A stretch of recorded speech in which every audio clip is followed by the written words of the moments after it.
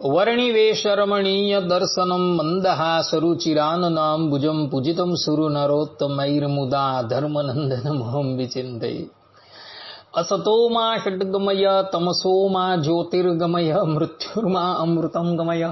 ઓમ શાંતિ શાંતિ શાંતિ. અસ્મદ્ગુરુ સમારંભામ નાથયામૂન મધ્યમામ લક્ષ્મી વલ્લભ પર્યંતામ વંદે ગુરુ પરંપરા. આજની જ્ઞાન સભાની અંદર પધારનારા બધા જ ભગવદ્ ભક્તોને વેદાંતાચાર્ય, પુરાણ ઇતિહાસાચાર્ય, એમએ ફિલોસોફી શાસ્ત્રી રાકેશભાઈના હેતપૂર્વક જય સ્વામિનારાયણ. ભક્તો, આજની આ જ્ઞાન સભાની અંદર આપણે બધા ભગવાન સ્વામિનારાયણે લખેલી શિક્ષાપત્રીના 56 અને 57 શ્લોકની સ્પષ્ટતા શ્રવણ કરશું. તો બધા જ શ્રોતાગણો આ પ્રવચન એકાગ્ર મને કરીને શ્રવણ કરે. તો ભગવાન સ્વામિનારાયણ શિક્ષાપત્રીના 56મા શ્લોકમાં પોતાને આશ્રિત એવા આત્મનિવેદી ભક્ત તથા બીજા ભક્તોને પણ આજ્ઞા આપતા કહે છે કે શૈલીવા ધાતુજા મૂર્તિ સાલગ્રામો અર્ચ એવ તૈ દ્રવ્યેર યથાપ્ત કૃષ્ણસ્ય જપ્યો અઠા અષ્ટક્ષરો મનો. અર્થાત કે તે જ આત્મનિવેદી ભક્ત તેમણે પાષાણની અથવા ધાતુની જે શ્રી કૃષ્ણ ભગવાનની પ્રતિમા અથવા શાળગ્રામ તેની જે પૂજા તે દેશકાળને અનુસરીને પોતાના સામર્થ્ય પ્રમાણે પ્રાપ્ત થયા જે ચંદન પુષ્પ ફલાદિક વસ્તુઓ તેણે કરીને ગરબી અને પછી શ્રી કૃષ્ણ ભગવાનનો જે અષ્ટાક્ષર મંત્ર તેનો જપ કરવો. આ પ્રમાણેની આજ્ઞા ભગવાન સ્વામિનારાયણે પોતાના આશ્રિત ભક્તોને આપેલી છે. મૂર્તિ કેટલા પ્રકારની હોય, સર્વપ્રથમ આપણે એના પર વિચાર કરીએ તો શ્રીમદ ભાગવતના એકાદશ સ્કંદના 27મા અધ્યાયના 12મા શ્લોકમાં ભગવાન શ્રી કૃષ્ણ કહે છે શૈલી દારૂ મયી લૌહી લેપ્યા લેખ્યા ચ શૈકતી મનોમયી મણિમયી પ્રતિમા અષ્ટવિધા સ્મૃતા. અર્થાત કે પાષાણ, કાષ્ટ, ધાતુ, લીપણ, આલેખન એટલે કે ચિત્ર પ્રતિમા, નદીના કાંઠાની રેતી, માનસ અને મણિમય, આ 8 પ્રકારની પ્રતિમા કહેવામાં આવેલી છે. તો જે આ 8 પ્રકારની પ્રતિમા છે તેમાંથી કોઈ પણ એક પ્રકારની પ્રતિમા ભગવદ ભક્તે પોતાના ઘરે રાખી એની પૂજા કરવી જોઈએ. પ્રતિમા કેવી હોવી જોઈએ તેનું પણ વર્ણન કરતા વિષ્ણુ ધર્મોત્તર પુરાણ 103મા અધ્યાયના 16મા શ્લોકમાં તથા 29મા શ્લોકમાં માર્કંડેય ઋષિ કહે છે કે સુરૂપા પ્રતિમામ વિષ્ણો પ્રસન્ન વદને ક્ષણામ કૃત્વા આત્મનઃ પ્રીતિકરીમ સુવર્ણ રજદાદિભિઃ તસ્યામ બ્રહ્મ સમારોપ્ય મનસા તન્મયો ભવેત તામર્ચયેતામ પ્રણમેત્તામ યજેત્તામ વિચિંતયેત વિશત્યપા તદોષસ્તુ તામેવ બ્રહ્મરૂપિણી. અર્થાત કે શ્રી વિષ્ણુની મૂર્તિ સુંદર કરવી, મુખ અને નેત્ર પ્રસન્ન હોવા જોઈએ. સુવર્ણ આદિ ધાતુઓમાંથી મૂર્તિ ભક્તના મનમાં હેત ઉપજે એવી કરવી. પછી તેમાં બ્રહ્મભાવનો આરોપ કરી મનથી તન્મય થવું. તે મૂર્તિને જ પૂજે, પ્રણામ કરે અને તેનું ધ્યાન ધરે. બધા દોષો ટળી જાય ત્યારે ઉપાસક તે બ્રહ્મરૂપ મૂર્તિમાં જ પ્રવેશે છે, અર્થાત કે તન્મય થઈ જાય છે. આ પ્રમાણેની મૂર્તિ ભગવાનના ભક્તએ નિર્માણ કરી પૂજવાની છે. કહેવાનું તાત્પર્ય એ કે ભગવાન વિષ્ણુની મૂર્તિ અતિશય સુંદર હોવી જોઈએ. એવી સુંદર પ્રતિમા જે છે એ જ પૂજવાની છે. બેદોળ હોય, વિકૃત હોય એવી મૂર્તિ ક્યારેય પણ પૂજવાની નથી. મત્સ્ય પુરાણમાં ગ્રહસ્થએ પોતાના ઘરમાં કેટલા ઇંચની પ્રતિમા રાખવી તેનું પણ વર્ણન કરેલું છે.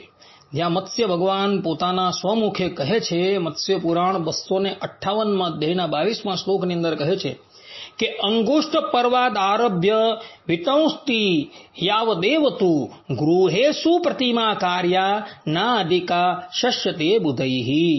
અર્થાત કે ઘરમાં પૂજવા માટેની નાની મૂર્તિ અંગૂઠાના પર્વ જેવડી અને મોટી મૂર્તિ 1 મેંટ જેવડી રાખવી, આથી મોટી ન રાખવી. કહેવાનું તાત્પર્ય એ છે કે ક્યાં તો અંગૂઠાનું પર્વ છે એટલી જ મૂર્તિ ઘરની અંદર પૂજવાની છે, અથવા તો એનાથી મોટી 1 વેંટ જેટલી મૂર્તિ ઘરની અંદર પૂજવાની છે, પરંતુ એનથી મોટી મૂર્તિ ઘરની અંદર રાખીને પૂજવાની નથી. હમણાં આપણા સંપ્રદાયમાં એક અજ્ઞાની ગુરુએ એક હાથ જેટલી ઘનશ્યામ મહારાજની તથા નીલકંઠ વર્ણિની મૂર્તિ બનાવી લોકોને પૂજવા માટે આપેલી છે. એ અજ્ઞાની ગુરુએ આ મત્સ્ય પુરાણના વચન જે છે એ આત્મસાત કરવા યોગ્ય છે, જેનું પ્રમાણ સદગુરુ સતાનંદ સ્વામીએ અર્થ દીપિકા ટીકા શ્લોક 56ની ટીકાની અંદર પણ આપેલું છે. એટલે ગ્રહસ્થએ પોતાના ઘરમાં 1 વેંટથી વધુ મૂર્તિ પૂજવાની નથી. જે પણ કોઈક મનુષ્ય 1 વેંટથી વધુ મોટી મૂર્તિ ઘરની અંદર પૂજે છે તો એના પર અકારણ દુઃખ આવીને ઉપસ્થિત થાય છે. જેમ કે વશિષ્ઠ ઋષિ કહે છે કે ના અર્ચા ગૃહે અસ્મજા મૂર્તિર ચતુરંગલતો અધિકા ન વિતત્ય અધિકા ધાતુ સંભવા શ્રેય ઇચ્છતે. અર્થાત કે ઘરમાં પૂજવા માટે પાષાણની મૂર્તિ 4 આંગળ એટલે કે 1 વેંટથી વધારે મોટી ન રાખવી. પોતાનું શ્રેય ઈચ્છતા મનુષ્ય ધાતુની મૂર્તિ 1 વેંટ કરતા વધારે મોટી ઘરમાં ન રાખવી, અન્યથા એ ગ્રહસ્થ કષ્ટનો ભાજી થાય છે. આ પ્રમાણે વશિષ્ઠ ઋષિએ પણ વશિષ્ઠ સ્મૃતિની અંદર સ્પષ્ટ રૂપે કહી દીધું છે કે ગ્રહસ્થએ પોતાના ઘરમાં 1 વેંટથી વધુ મોટી મૂર્તિ પૂજવાની નથી. જે પણ કઈ ગ્રહસ્થ પોતાના ઘરમાં 1 વેંટથી મોટી મૂર્તિ પૂજે છે એના પર કષ્ટ આવીને ઉપસ્થિત થઈ જાય છે. માટે બધા જ ગ્રહસ્થ હરિભક્તો આ વાત જે છે એ આત્મસાત કરી લે અને પોતાના ઘરની અંદર ક્યારેય પણ 1 વેંટથી વધુ ઊંચી મૂર્તિ પૂજે નહીં. હવે આપણે શાલિગ્રામની વાત કરીએ, પરંતુ શાલિગ્રામની વાત કરતા અગાઉ શાલિગ્રામના પ્રાગટ્યની કથા જાણવી અત્યંત જરૂરી છે. શાલિગ્રામના પ્રાગટ્યની કથા બ્રહ્મવૈવત પુરાણ, પ્રકૃતિખંડ તથા દેવી ભાગવતની અંદર આવે છે. ત્યાં કથા એવી છે કે એક સમયની વાત હતી, નિત્ય ગોલોક ધામની અંદર બિરાજમાન ભગવાન શ્રી કૃષ્ણના પાર્ષદ શ્રીરામા તથા ભગવાન શ્રી કૃષ્ણની પ્રેયસી તુલસી દેવીને જગતજનની માતા રાધિકાજીનો શાપ થાય છે.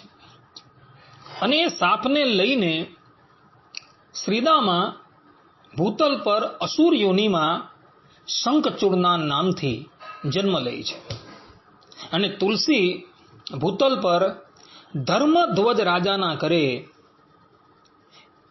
તુલસી નામથી જ પ્રગટ થાય છે.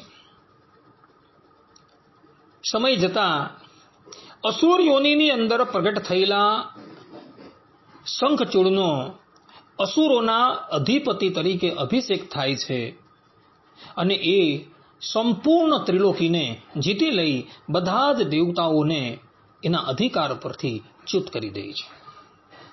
પેલી બાજુ ધર્મધ્વજના ઘરે પ્રગટ થયેલી તુલસી દેવી ભગવાન વિષ્ણુ મારા પતિ થાય એ ઉદ્દેશ્યથી બદ્રિકા આશ્રમમાં આવીને ઘોર તપસ્યાની અંદર લીન થઈ જાય છે. એક સમયની વાત હતી, હરિદ્વાર ક્ષેત્રમાં ગણપતિ મહારાજ તપસ્યા કરતા હતા અને એવા સમયમાં તુલસી દેવી હરિદ્વાર ક્ષેત્રમાં આવે છે અને ગણપતિનું રૂપ જોઈ એના પર મોહિત થાય છે અને તુલસી ગણપતિ પાસે આવી પ્રણયની યાચના કરે છે. તે સમયે ગણપતિ કહે છે કે દેવી, અમો તો આ જીવન બ્રહ્મચર્ય વ્રત ધારણ કરીને ભગવાનનું ભજન કરવાના છે, માટે આપ બીજે જાઓ. તુલસીએ અનુનયી વિનંતી કરી, પરંતુ ગણપતિ મહારાજ પોતાના નિશ્ચય પર અટલ રહે છે. એટલે ક્રોધાયમાન થયેલી તુલસી ગણપતિને શાપ આપે છે કે જાઓ, હું તમને શાપ આપું છું કે તમારે પણ લગ્ન કરવા પડશે. આ પ્રમાણે પોતાને અકારણ શાપ અપાયો એટલે ગણપતિ મહારાજ પણ ક્રોધાયમાન થઈને તુલસી દેવીને શાપ આપતા કહે છે કે જા હું તને શાપ આપું છું, તારા લગ્ન અસુર કુળની અંદર થશે. આ પ્રમાણે પરસ્પર શાપ આપી બંને જણા ત્યાંથી પોતપોતાના સ્થાનક પર આવે છે. સમય જતા શંખચૂડ એક સમયે બદ્રિકા આશ્રમ આવે છે અને ત્યાં આવી એ જુએ છે કે એક યુવતી બદ્રિકા આશ્રમની અંદર તપસ્યા કરે છે. તે સમયે દેવર્ષિ નારદ ત્યાં આવે છે અને બંને જણાનો પરિચય કરાવે છે. પેલી બાજુ ગણપતિ મહારાજનો શાપ થયો હોવાથી તુલસીજીના લગ્ન શંખચૂડની સાથે થઈ જાય છે. શંખચૂડ ત્રિલોકીનો એક છત્રી શાસક હોય છે. એણે બધા જ દેવતાઓને અધિકારમાંથી ચ્યુત કરી દીધા હોય છે. દેવતાઓ ભગવાન શંકરની પાસે આવે છે અને ભગવાન શંકરને કહે છે કે હે પ્રભુ, આપ અમને શંખચૂડના ત્રાસમાંથી બચાવો. દેવતાઓની વાત સાંભળી ભગવાન શંકર પોતાની સેનાને સજ્જ કરી શંખચૂડ પર આક્રમણ કરે છે. પરંતુ શંખચૂડ પોતાની ધર્મપત્ની તુલસીના પાતિવ્રત્યથી સુરક્ષિત હોય છે. અને બીજું, શંખચૂડનું જે કવચ, જે વૈષ્ણવી કવચ હોય છે એ અભેદ્ય હોય છે. એને કોઈ અસ્ત્ર શસ્ત્ર સ્પર્શ કરી શકતું નથી. બધા દેવતાઓ ભગવાન વિષ્ણુની પાસે આવે છે અને ભગવાન વિષ્ણુને કહે છે કે પ્રભુ, શંખચૂડ યુદ્ધની અંદર અજેય છે, એનું વૈષ્ણવી કવચ પણ અભેદ્ય છે અને એની પતિવ્રતા નારી તુલસીના પાતિવ્રતથી સુરક્ષિત છે. માટે આપ જ કંઈક ઉપાય કરી એ બંને વસ્તુ એની પાસેથી લઈ લો. દેવતાઓની વિનંતી સાંભળી શ્રીમદ નારાયણ ભગવાન બ્રાહ્મણનું રૂપ લઈ શંખચૂડની પાસે આવે છે અને ભિક્ષાના રૂપમાં એની પાસેથી વૈષ્ણવી કવચ લઈ લે છે. પેલી બાજુ શંખચૂડ અને ભગવાન શંકરનું ઘનઘોર યુદ્ધ ચાલતું હોય છે. પોતાની પત્ની તુલસીના પાતિવ્રત્યથી શંખચૂડ સુરક્ષિત હોય છે. તે સમયે શ્રીમદ નારાયણ ભગવાન શંખચૂડનું રૂપ લઈ તુલસીની પાસે આવે છે અને તુલસીની પાસે આવી એની સાથે પ્રેમ લીલા કરે છે. અને જ્યાં પ્રેમ લીલા કરે છે ત્યાં જ તુલસીનું પાતિવ્રત્ય ભંગ થઈ જાય છે અને પેલી બાજુ ભગવાન શંકર અમોઘ ત્રિશૂલ ફેંકી શંખચૂડનો વધ કરી દે છે. શંખચૂડ મૃત્યુ પામે છે અને એ પુનઃ ગોલોકધામની અંદર રવાના થાય છે. પેલી બાજુ તુલસી દેવીને ખબર પડી જાય છે કે મારી સાથે પ્રેમ લીલા કરનાર એ મારા પતિ નથી, પરંતુ કોઈક બીજા જ છે. એ પોતાના પાતિવ્રત્યની દુહાઈ આપી પોતાની સન્મુખ ઉપસ્થિત શ્રીમદ નારાયણ ભગવાનને કહે છે કે આપ આપના મૂળ રૂપમાં આવો. ત્યારે શ્રીમદ નારાયણ ભગવાન પોતાના મૂળ રૂપમાં આવે છે. તુલસી દેવી જુએ છે કે આ તો શ્રીમદ નારાયણ છે અને એઓએ જ મારું પાતિવ્રત્ય ભંગ કરેલું છે. તે સમયે તુલસી દેવી અત્યંત ક્રોધાયમાન થઈ જાય છે અને શ્રીમદ નારાયણ ભગવાનને શાપ આપતા કહે છે કે તમારું હૃદય તો પથ્થરનું છે, માટે આપ પથ્થર થઈ જાઓ. શ્રીમદ નારાયણ ભગવાન એનો એ શાપ અંગીકાર કરે છે અને અત્યારે જે સ્થાન પર દામોદર કુંડ આવેલો, નેપાળમાં દામોદર કુંડ આવેલો છે, એ સ્થાન પર એવો શાલિગ્રામ પર્વતના રૂપમાં પથ્થર બનીને સ્થિત થઈ જાય છે. ત્યારબાદ તુલસી દેવીને ખબર પડે છે કે મારા સ્વામી યુદ્ધની અંદર વીર ગતિને પ્રાપ્ત થયા છે. એ રણ મેદાનમાં આવે છે અને પોતાના પતિના શબને આલિંગન કરી અગ્નિમાં પ્રવેશી જાય છે અને એ પણ ભગવત ધામમાં પ્રયાણ કરે છે. એની જે રાખ હતી એ રાખને જલથી સિંચવામાં આવે છે ત્યારે એમાંથી એક વૃક્ષ પ્રગટ થાય છે જેનું નામ હોય છે તુલસી વૃક્ષ. શ્રીમદ નારાયણ ભગવાન તુલસીના સાપને લઈને પથ્થરની શિલા થઈ ગયા છે. પેલી બાજુ એક દૈત્ય હતો. એ દૈત્ય શ્રીમદ નારાયણ ભગવાનની કઠિન તપસ્યા કરે છે. શ્રીમદ નારાયણ ભગવાન એની તપસ્યાથી પ્રસન્ન થઈ એની સન્મુખ પ્રગટ થાય છે અને એને વરદાન માંગવાનું કહે છે. ત્યારે પેલો દૈત્ય શ્રીમદ નારાયણ ભગવાનની પાસે વરદાનના રૂપમાં એવું વરદાન માગે છે કે હે પ્રભુ, હું તમારું ભક્ષણ કરી જાઉં, અર્થાત કે તમને ગળી જાઉં, એવો વર તમે મને આપો. શ્રીમદ નારાયણ ભગવાન કહે છે કે તથાસ્તુ. અને પછી એ દૈત્ય જે છે એ વજ્ર કીટના રૂપમાં પ્રગટ થાય છે. અને એ વજ્ર કીટના રૂપમાં પ્રગટ થઈ શાલિગ્રામ પર્વત પાસે આવે છે અને નિત્ય પોતાના દંતશૂળ દ્વારા એ પર્વતને કોતરવા માંડે છે. વજ્રકીટ એ શાલિગ્રામ પહાડને કોતરવા માંડે છે, અર્થાત કે ભગવાનને ખાવા લાગે છે. એટલે શાલિગ્રામ પર્વત પરથી જે પણ ટુકડા નીચે પડે છે, નીચે દામોદર કુંડમાં પડે છે, એ બધા જ શાલિગ્રામ અત્યંત પવિત્ર મનાય છે.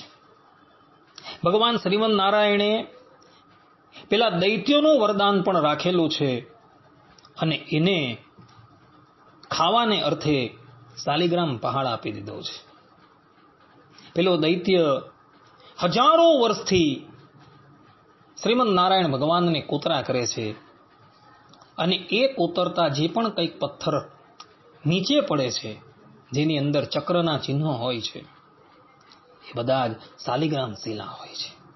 અને બધી જ શાલિગ્રામ શિલા નીચે દામોદર કુંડની અંદર પડે છે.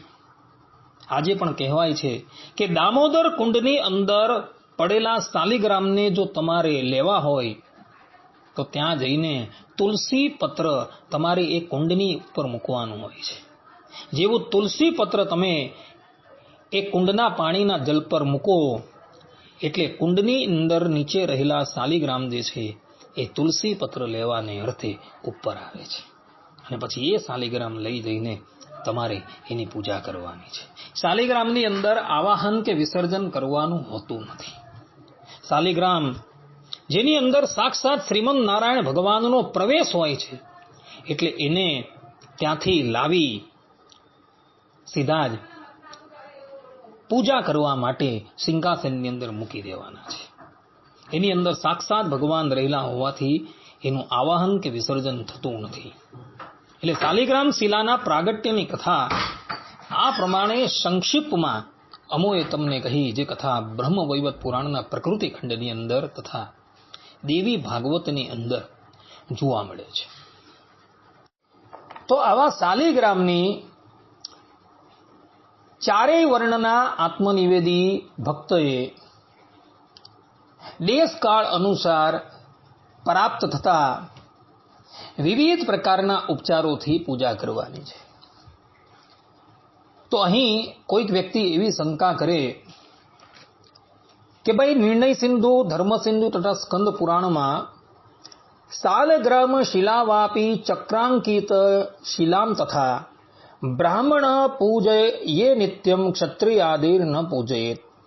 આ વચનથી બ્રાહ્મણ સિવાય ક્ષત્રિયાદિ 3 વર્ણને તથા સ્ત્રીઓને શાલિગ્રામની સેવા કરવાની સ્પષ્ટ રૂપે મનાઈ કરી છે. અને આપ તો શાલિગ્રામની પૂજા કરવાની આજ્ઞા દરેક વર્ણને આપો છો,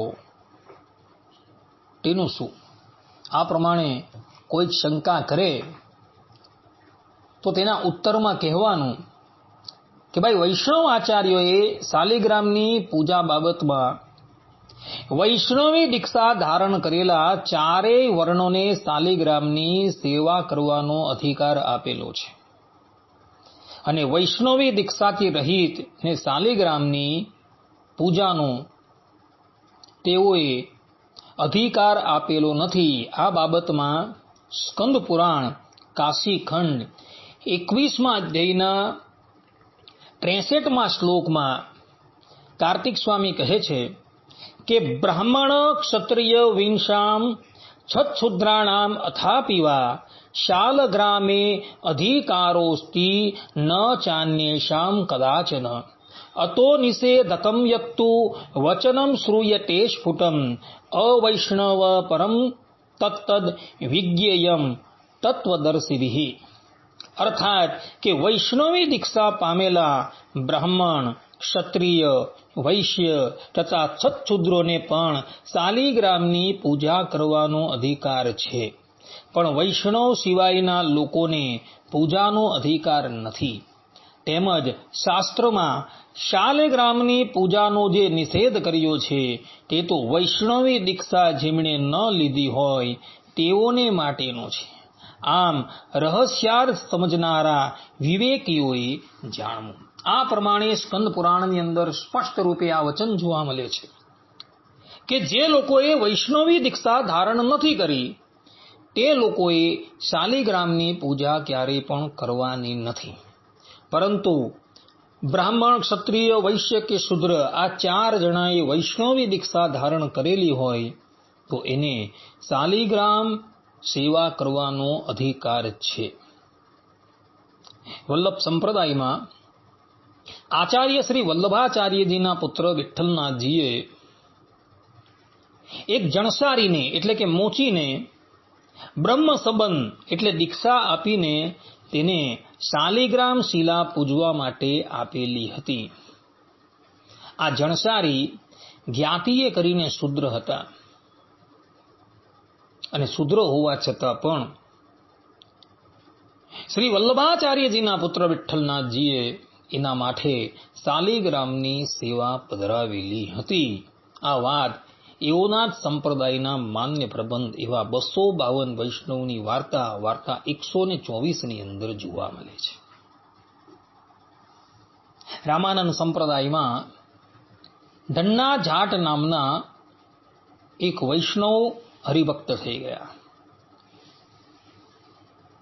તેઓને પણ અધિકારી જાણી એક મહાત્માએ શાલિગ્રામ પૂજવા માટે આપેલા હતા.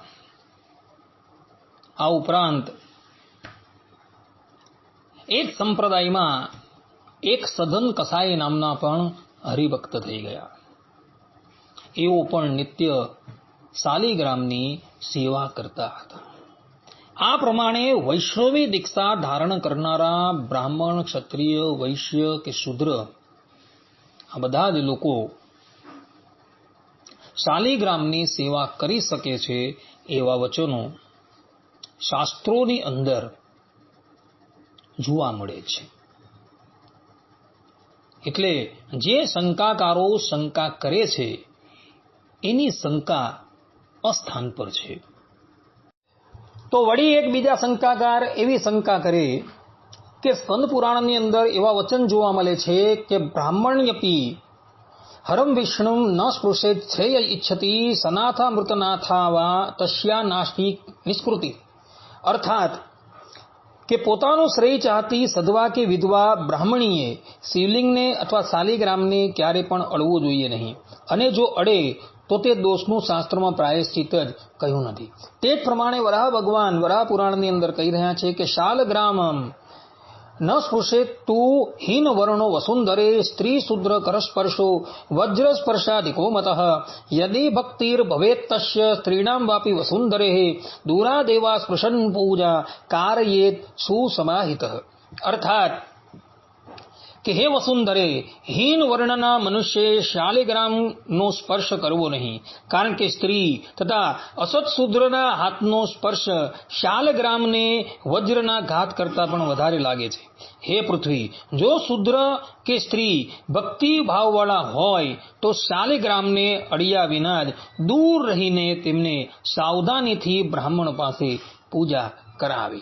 આ પ્રમાણે અહીં વરાહ ભગવાન પણ સ્પષ્ટ રૂપે શાલિગ્રામને સ્ત્રીઓએ ક્યારેય પણ સ્પર્શ કરવો નહીં એવું કહે છે. તો તેમાં શું સમજવું? આ પ્રમાણે કોઈ શંકાકાર શંકા કરે તો એમને કહેવાનું કે અહીં જે સ્ત્રીઓના સ્પર્શનો નિષેધ કરેલો છે એ જે પતિવ્રતા સાધ્વી સ્ત્રી નથી તેને માટે છે. પરંતુ પતિવ્રતા હોય અને સાધ્વી સ્ત્રી હોય અને એના ઘરની અંદર કોઈ વ્યક્તિ નથી અને શાલિગ્રામની સેવા કરવાની જવાબદારી એના પર જ હોય તો એ શાલિગ્રામ શિલાનો સ્પર્શ કરી શકે છે, એમાં નિષેધ નથી. કારણ કે એવા વચનો સ્કંદ પુરાણના બ્રહ્મખંડની અંદર જોવા મળે છે. જેમ કે સ્કંદ પુરાણના બ્રહ્મખંડની અંદર કહ્યું છે કે અસત્શુદ્રમ ગતમ દાસમ નિષેધમ વિદ્યમાન સ્ત્રીણામપી ચ સાધ્વીનામ નૈવ ભાવઃ પ્રકીર્તિતા. અર્થાત કે શુદ્રમાં કેવલ અસત શુદ્રોને માટે શાલિગ્રામ શિલાના સ્પર્શનો નિષેધ છે અને સ્ત્રીઓમાં પણ પતિવ્રતા સ્ત્રીઓ માટે તેનો નિષેધ નથી. કહેવાનું તાત્પર્ય એ છે કે પતિવ્રતા નારી હોય, જે પતિવ્રતાના ધર્મો પરિપૂર્ણ રીતે પાળતી હોય અને એના ઘરમાં શાલિગ્રામ બિરાજમાન હોય અને એક સમય એવો આવે કે શાલિગ્રામની સેવા કરનાર કોઈ ન હોય, તો એ સાધ્વી સ્ત્રીએ પોતાના કરકમલો દ્વારા એ શાલિગ્રામની સેવા કરવી. કારણ કે એવા સમયમાં સાધ્વી પતિવ્રતા સ્ત્રીઓ માટે શાલિગ્રામ શિલાનો સ્પર્શ દોષરૂપ થતો નથી. આ પ્રમાણેના વચન સ્કંદ પુરાણની અંદર જોવા મળે. એટલે જે પેલા શંકાકારો શંકા કરે છે કે સ્ત્રીઓ શાલિગ્રામ શિલાનો સ્પર્શ ન કરી શકે એવા વચન શાસ્ત્રની અંદર જોવા મળે છે, તો એની સામું આ પ્રમાણેના પણ વચનો શાસ્ત્રોની અંદર જોવા મળે છે. એટલે પતિવ્રતા સ્ત્રી છે અને એના ઘરમાં કોઈ પણ વ્યક્તિ શાલિગ્રામની સેવા કરનારો ન હોય તો એવા સમયમાં એ પતિવ્રતા સ્ત્રી શાલિગ્રામ શિલાનો સ્પર્શ કરી એની સેવા કરી શકે છે. એટલે જે પેલા શંકાકારો શંકા કરતા હતા એની શંકા નિર્મૂળ થઈ જાય છે. વળી બીજી એક વાત શાલિગ્રામ પૂજકોએ ખાસ આત્મસાત કરવા યોગ્ય છે કે શાલિગ્રામ પણ સ્વગૃહમાં સમ સંખ્યામાં જ પૂજવા, પણ વિષમ સંખ્યામાં નહીં. આ સંબંધમાં ભગવાન સ્વામિનારાયણ સત્સંગી જીવનના 5મા પ્રકરણના 7મા અધ્યાયના 11 થી 13મા શ્લોકની અંદર કહે છે કે શાલગ્રામઃ સમા પૂજ્યા વિષમસ્વેક એવ ચ ખંડિતા સ્ફુરિતા વાપી શાલગ્રામ શિલાશુભા ગૃહે લિંગદ્વયમ નાર્ચમ શાલિગ્રામ દ્વયમ તથા દ્વે ચક્રે દ્વારિકાયાસ્તુ નાર્ચ્યે સૂર્યદ્વયમ તથા શક્તિત્રયમ તથા નાર્ચમ ગણેશત્રયમેવ ચ દ્વૌ શંખો નાર્ચનીયો ચ ખંડિતા પ્રતિમા તથા. અર્થાત કે શાલિગ્રામની જો પૂજા કરે તો સમાહા એટલે કે 2, 4, 6 એમ સમ સંખ્યાક પૂજવા, પણ વિષમ સંખ્યાક ન પૂજવા. વિષમ સંખ્યાક જો પૂજે તો એક જ પૂજે, પણ 3, 5 એમ ન પૂજે. શાલિગ્રામ શિલા જો કિંચિત ભાંગી ગઈ હોય કે 2 પ્રકારે ફૂટી ગઈ હોય પણ અભગ્ન ચક્રાંશવાળી પૂજ્ય છે. 2 શિવલિંગ, 2 શાલિગ્રામ, દ્વારિકાના 2 ચક્ર અને 2 સૂર્ય ગૃહમાં પૂજવા નહીં. શાલિગ્રામો સમ પૂજવા એમ પૃથક કહ્યું. તે ગૃહ થકી વ્યતિરેક વિષયવાળું લેવું. ઘરમાં સમ પૂજવા નહીં, અન્યત્ર પૂજવા. તથા પાર્વતીની 3 પ્રતિમાઓ પૂજવી નહીં, 3 ગણપતિ પૂજવા નહીં અને 2 શંખો પૂજવા નહીં. તથા ખંડિત પ્રતિમા ઘરમાં કે મંદિરમાં પૂજવી નહીં. આ પ્રમાણે ભગવાન સ્વામિનારાયણ કહી રહ્યા છે. કહેવાનું તાત્પર્ય એ છે કે શાલિગ્રામ શિલા સમ સંખ્યાની અંદર જ પૂજવાની છે, વિષમ સંખ્યાની અંદર પૂજવાની નથી. વિષમ સંખ્યામાં પૂજવી હોય તો પોતાના ઘરમાં કેવલ એક જ શાલિગ્રામની પૂજા કરવાની છે. પોતાના ઘરમાં 2 શાલિગ્રામની, 3 શાલિગ્રામની, 5 શાલિગ્રામની, 7 શાલિગ્રામ એ પ્રમાણે વિષમ સંખ્યામાં શાલિગ્રામની સેવા કરવાની નથી. સમ સંખ્યામાં પણ 4 છે, 6 છે, 8 છે, એવી રીતના સમ સંખ્યાવાળા શાલિગ્રામની સેવા ઘરમાં કરી શકાય. પરંતુ બીજી પણ એક વાત અહીં ભગવાન સ્વામિનારાયણ કહી રહ્યા છે કે શાલિગ્રામ સમ પૂજવા એમ જે પૃથક કહ્યું છે તે ગ્રહ થકી વ્યતિરેક જાણવું. એટલે ઘરની અંદર ક્યારે પણ 2 શાલિગ્રામની પૂજા કરવાની નથી, પરંતુ ઘરની બહાર મંદિર હોય તો મંદિરની અંદર 2 શાલિગ્રામની પૂજા કરી શકાય, ત્યાં દોષ નથી. પરંતુ પોતાના ઘરની અંદર 2 શાલિગ્રામની પૂજા ક્યારેય કરી શકાય નહીં. પોતાના ઘરમાં 1 શાલિગ્રામની પૂજા કરી શકાય, 4 શાલિગ્રામની પૂજા કરી શકાય, 6 શાલિગ્રામની પૂજા કરી શકાય, 8 છે, 10 છે, 12 છે, એ પ્રમાણે સમસંખ્યાની અંદર શાલિગ્રામની પૂજા કરી શકાય એવું ભગવાન સ્વામિનારાયણ અહીં કહી રહ્યા છે. શાલિગ્રામ કદાચ સંજોગોવશાત તૂટી જાય તો એ ખંડિત શાલિગ્રામની પણ પૂજા કરવામાં કોઈ પણ જાતનો દોષ નથી એવું ભગવાન સ્વામિનારાયણ અહીં કહી રહ્યા છે. તે જ પ્રમાણે પાર્વતીની 3 પ્રતિમાઓ ક્યારેય પણ ઘરમાં પૂજવાની નથી. 3 ગણપતિની પ્રતિમાઓ પણ ક્યારેય પૂજવાની નથી. 2 શંખોની પૂજા પણ ક્યારેય ઘરમાં કરવાની નથી તથા ખંડિત પ્રતિમાની પણ પૂજા ઘરમાં કરવાની નથી. ખંડિત શાલિગ્રામ હોય તો ખંડિત શાલિગ્રામની પૂજા કરવામાં દોષ નથી, પરંતુ ખંડિત પ્રતિમાની પૂજા ક્યારેય પણ પોતાના ઘરમાં કરવાની નથી એવું ભગવાન સ્વામિનારાયણ અહીં સત્સંગી જીવનની અંદર કહી રહ્યા છે. તો આ વાત જે છે એ બધા જ લોકો ભગવાન સ્વામિનારાયણ આ શ્લોકના ઉત્તરાર્ધની અંદર કહી રહ્યા છે કે દ્રવ્ય યથા આપતૈ કૃષ્ણશ જપ્યો અથા અષ્ટાક્ષરો મનુઃ, અર્થાત કે શ્રી કૃષ્ણ ભગવાનની પ્રતિમા અથવા શાલિગ્રામ તેની જે પૂજા તે દેશકાળને અનુસારીને પોતાના સામર્થ્ય પ્રમાણે પ્રાપ્ત થયા જે ચંદન પુષ્પ ફળાદિક વસ્તુ તેણે કરીને કરવી અને પછી શ્રી કૃષ્ણ ભગવાનનો જે અષ્ટાક્ષર મંત્ર તેનો જપ કરવો. કહેવાનું તાત્પર્ય એ છે કે 8 પ્રકારની પ્રતિમાઓ મધ્યે શિલામયી કે સુવર્ણ આદિ ધાતુમયી કૃષ્ણ મૂર્તિની અથવા શાલિગ્રામની જ અનન્ય મન થઈ જેવા મળી આવે એવા ચંદન આદિ ઉપહાર પદાર્થો વડે પૂજા કરવાની છે.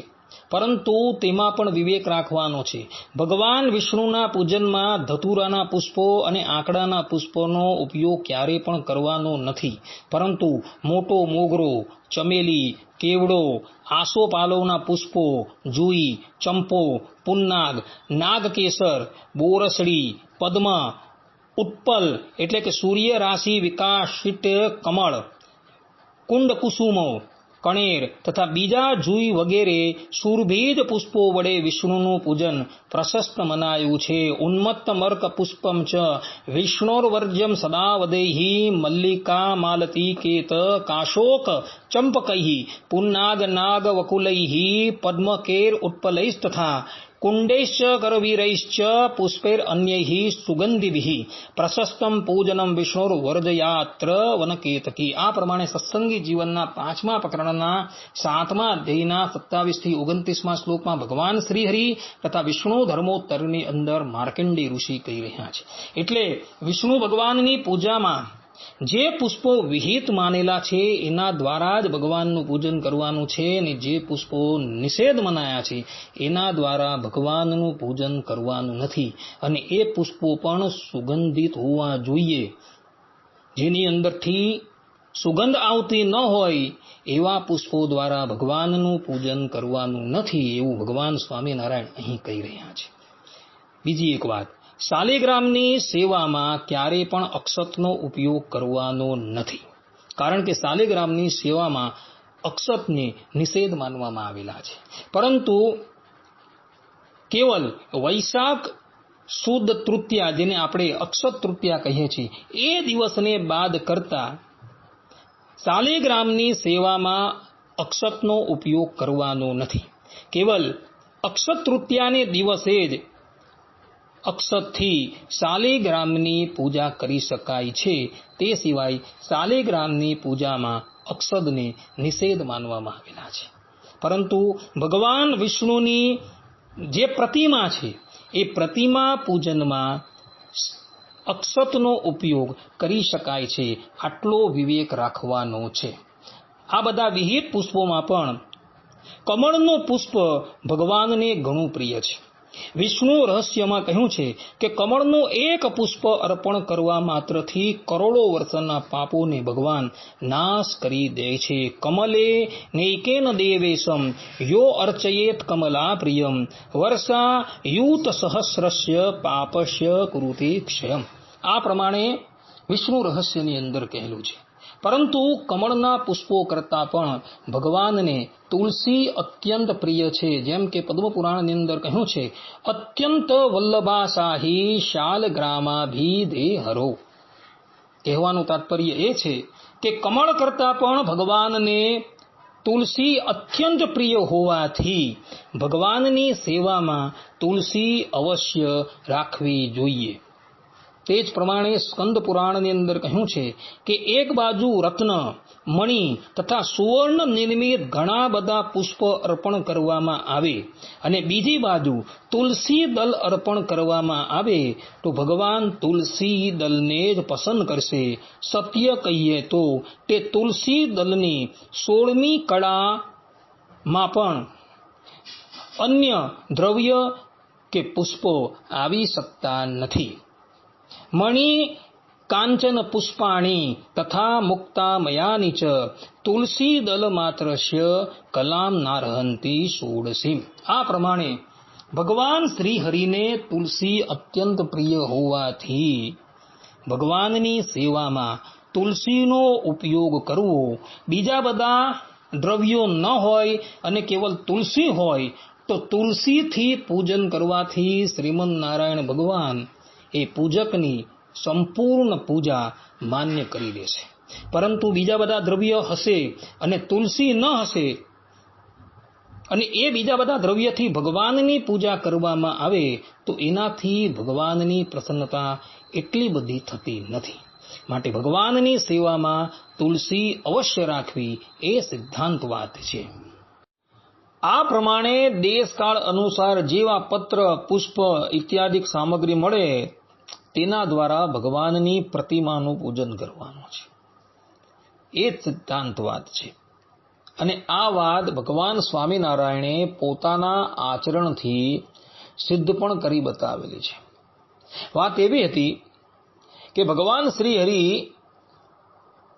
નો શાસ્ત્રોક્ત વિધિથી જે દિવસથી યજ્ઞોપવિત સંસ્કાર થયો તે દિવસથી તેઓ વર્ણી ધર્મનું આચરણ કરતા થકા નિત્ય શાલિગ્રામની સેવા કરતા હતા. માતા પિતાને સદગતિ આપ્યા બાદ નીલકંઠ વર્ણી વન વિચરણ કરવા ગૃહનો ત્યાગ કરી વનમાં પધાર્યા અને વનમાં અધિકારીજનોને કૃતાર્થ કરતા થકા વર્ણિરાજ એક દિવસ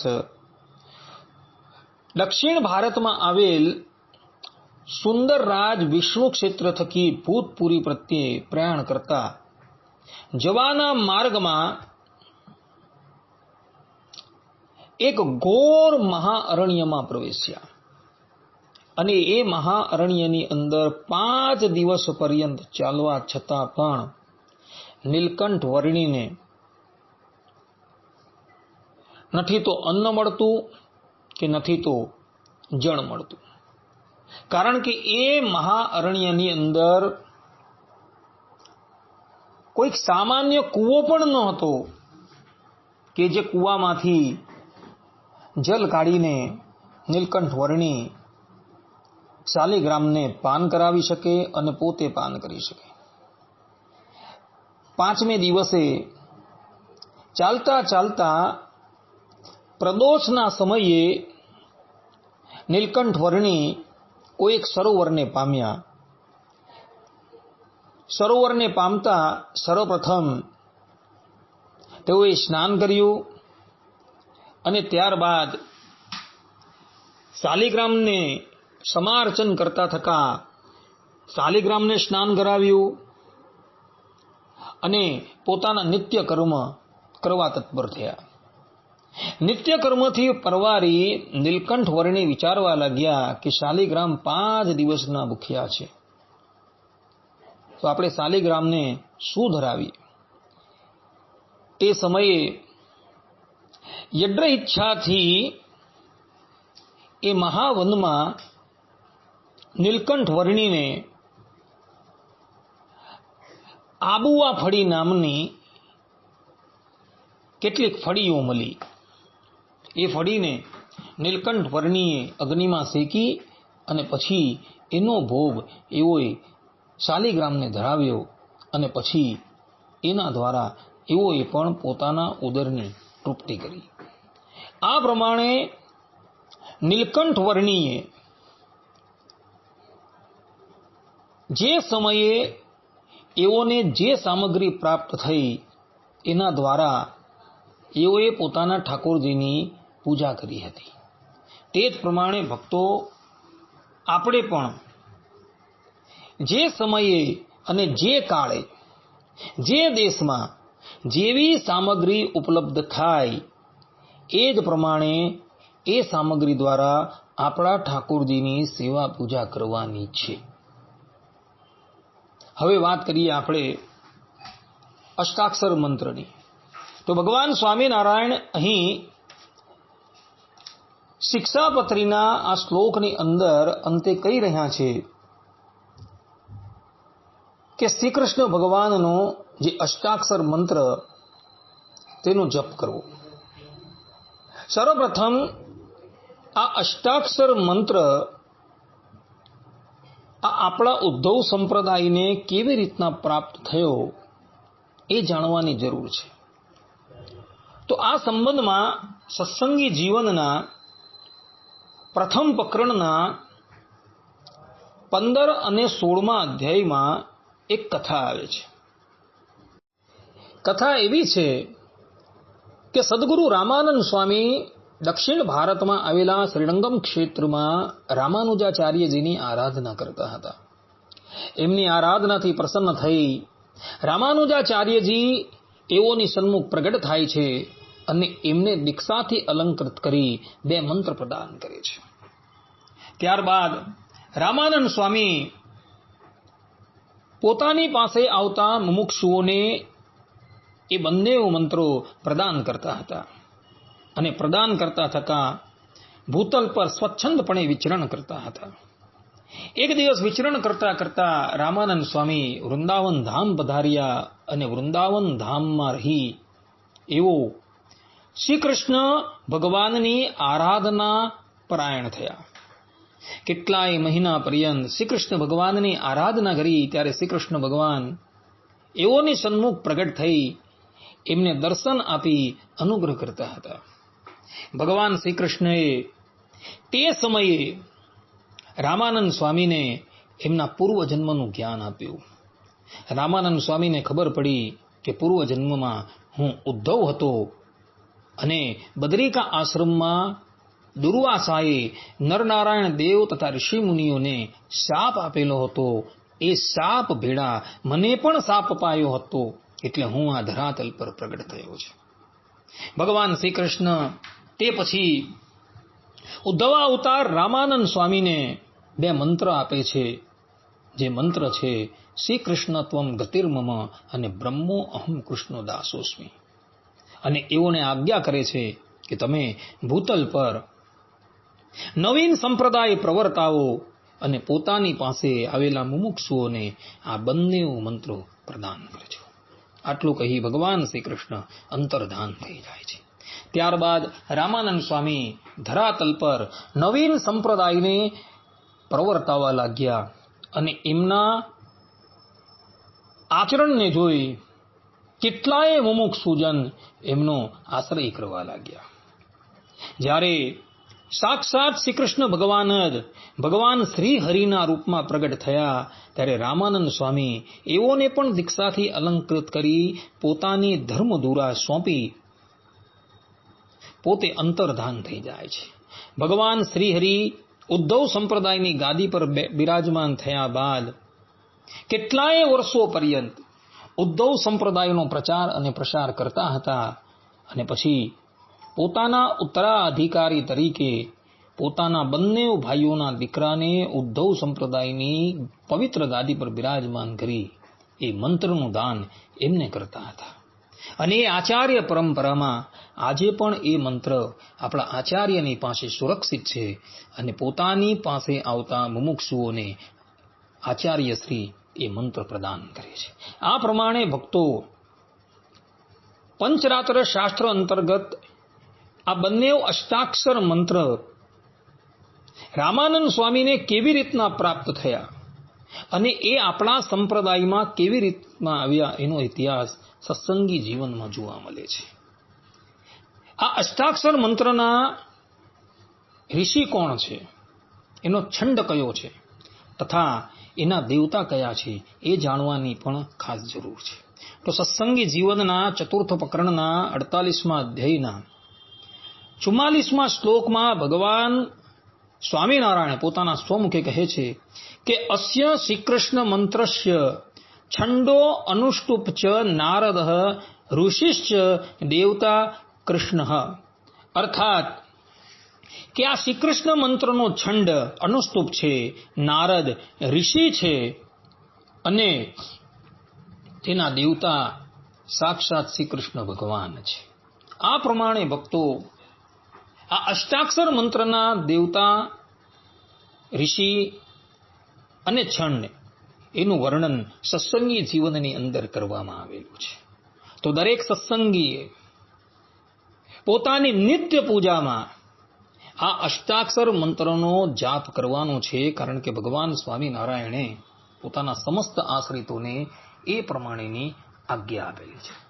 કોઈ વ્યક્તિના મનની અંદર એવી શંકા થાય, એવી જિજ્ઞાસા થાય કે આપણે આ અષ્ટાક્ષર મંત્રની કેટલી માળા ફેરવવી જોઈએ, તો શાસ્ત્રોની અંદર કહેલું છે કે આ અષ્ટાક્ષર મંત્રની ઓછામાં ઓછી એક માળા ફેરવવી જોઈએ, અર્થાત કે 108 જાપ કરવા જોઈએ, અને વધારેમાં વધારે કોઈ નિયમ નથી. અર્થાત કે જેટલી માળા ફેરવવી હોય એટલી ફેરવી શકાય છે, પરંતુ એક વાતની સાવચેતી રાખવાની છે.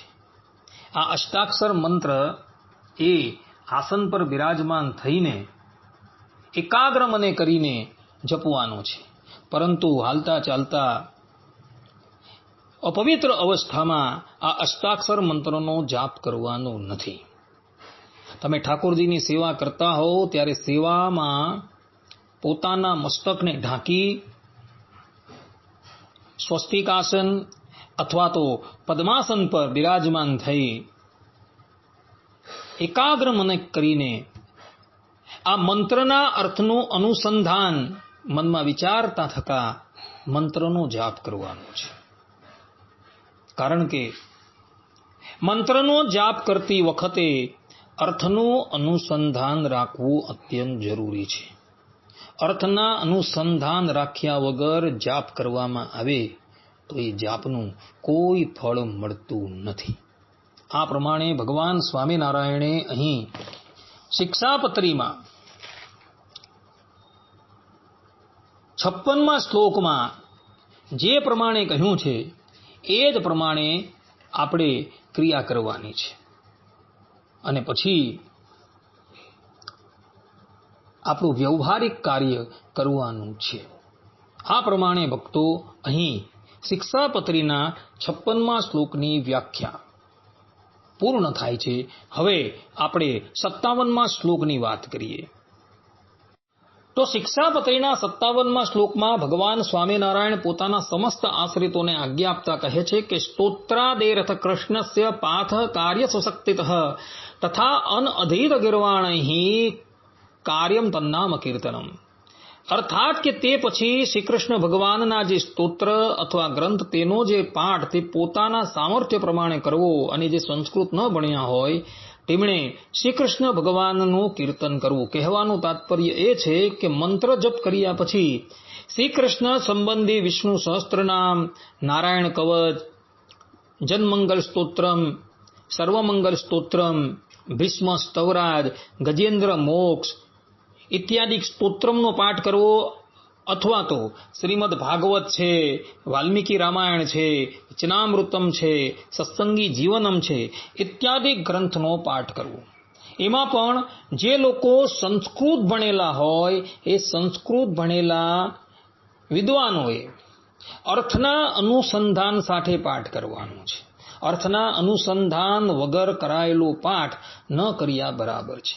તે જ પ્રમાણે જે લોકો સંસ્કૃત નથી ભણેલા એ લોકોએ ભગવાન શ્રીમન નારાયણના નામનું કીર્તન કરવાનું છે, અથવા તો નંદ સંતો રચિત કીર્તનો ગાવાના છે.